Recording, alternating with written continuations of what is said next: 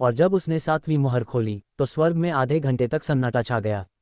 प्रकाशित वाक्य 8:1। और मैंने उन 7 स्वर्गदूतों को जो परमेश्वर के सामने खड़े रहते हैं देखा, और उन्हें 7 तुरहियां दी गईं। प्रकाशित वाक्य 8:2। फिर एक और स्वर्गदूत सोने का धूपदान लिए हुए आया और वेदी के निकट खड़ा हुआ, और उसको बहुत धूप दिया गया कि सब पवित्र लोगों की प्रार्थनाओं के साथ उस सोनली वेदी पर जो सिंहासन के सामने है चढ़ाए। प्रकाशित वाक्य 8:3। और उस धूप का धुआं पवित्र लोगों की प्रार्थनाओं सहित स्वर्गदूत के हाथ से परमेश्वर के सामने पहुंच गया। प्रकाशित वाक्य 8:4। और स्वर्गदूत ने धूपदान लेकर उसमें वेदी की आग भरी और पृथ्वी पर डाल दी, और गर्जन और शब्द और बिजलियां और भूइंडोल होने लगा। प्रकाशित वाक्य 8:5। और वे 7 स्वर्गदूत जिनके पास 7 तुरहियां थी फूंकने को तैयार हुए। प्रकाशित वाक्य 8:6। पहले स्वर्गदूत ने तुरही फूंकी और लोहू से मिले हुए ओले और आग उत्पन्न हुई और पृथ्वी पर डाली गई, और पृथ्वी की 1/3 जल गई और पेड़ों की 1/3 जल गई और सब हरी घास भी जल गई। प्रकाशित वाक्य 8:7। और दूसरे स्वर्गदूत ने तुरही फूंकी तो मानो आग सा जलता हुआ एक बड़ा पहाड़ समुद्र में डाला गया, और समुद्र का 1/3 लोह हो गया। प्रकाशित वाक्य 8:8। और समुद्र की 1/3 सृजी हुई वस्तुएं जो सजीव थी मर गई, और 1/3 जहाज नाश हो गया। प्रकाशित वाक्य 8:9। और तीसरे स्वर्गदूत ने तुरही फूंकी और एक बड़ा तारा जो मशाल की नाई जलता था स्वर्ग से टूटा और नदियों की 1/3 पर और पानी के सोतों पर आ पड़ा। प्रकाशित वाक्य 8:10। और उस तोर का नाम नागदौना कहलाता है, और 1/3 पानी नागदौना सा कड़वा हो गया, और बहुतेरे मनुष्य उस पानी के कड़वे हो जाने से मर गए। प्रकाशित वाक्य 8:11।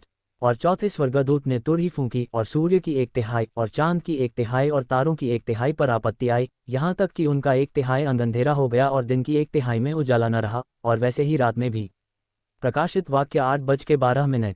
और जब मैंने फिर देखा तो आकाश के बीच में एक उकाब को उड़ते और ऊंचे शब्द से यह कहते सुना कि उन 3 स्वर्गदूतों की तुरही के शब्दों के कारण जिनका फूंकना अभी बाकी है पृथ्वी के रहने वालों पर हाय हाय हाय। प्रकाशित वाक्य 8:13। और जब 5वें स्वर्गदूत ने तुरही फूंकी तो मैंने स्वर्ग से पृथ्वी पर एक तारा गिरता हुआ देखा, और उसे अथाह कुंड की कुंजी दी गई। प्रकाशित वाक्य 9:1। और उसने अथाह कुंड को खोला, और कुंड में से बड़ी भट्टी का सा धुआं उठा, और कुंड के धुएं से सूर्य और वायु अंधियारी हो गई। प्रकाशित वाक्य 9:2। और उस धुएं में से पृथ्वी पर टिड्डियां निकलीं, और उन्हें पृथ्वी के बिच्छुओं की सी शक्ति दी गई। प्रकाशित वाक्य 9:3। और उनसे कहा गया कि न पृथ्वी की घास को, न किसी हरियाली को, न किसी पेड़ को हानि पहुंचाओ, केवल उन मनुष्यों को जिनके माथे पर परमेश्वर की मुहर नहीं है। प्रकाशित वाक्य 9:4।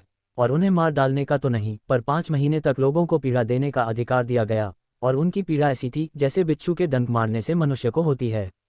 प्रकाशित वाक्य 9:5। उन दिनों में मनुष्य मृत्यु को ढूंढेंगे और न पाएंगे, और मरने की लालसा करेंगे और मृत्यु उनसे भागेगी।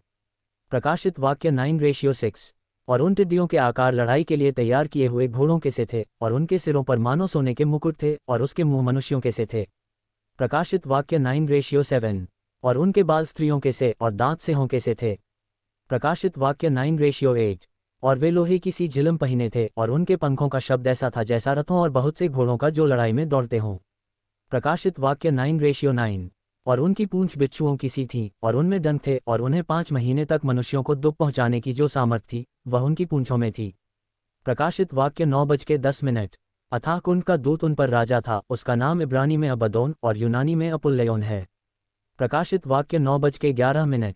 पहली विपत्ति बीत चुकी, देखो अब इनके बाद 2 विपत्तियां और होने वाली हैं। प्रकाशित वाक्य 9:12।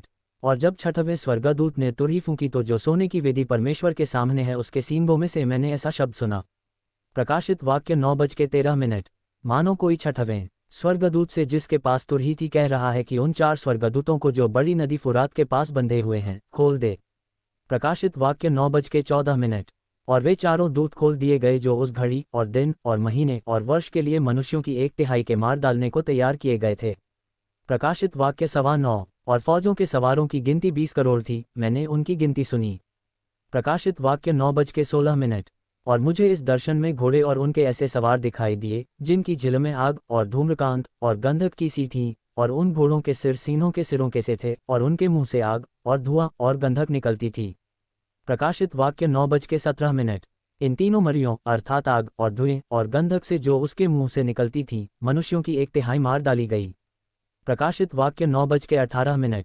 क्योंकि उन घोड़ों की सामर्थ उनके मुंह और उनकी पूंछों में थी, इसलिए कि उनकी पूंछें सांपों की सी थीं और उन पूंछों के सिर भी थे और इन्हीं से वे पीड़ा पहुंचाते थे।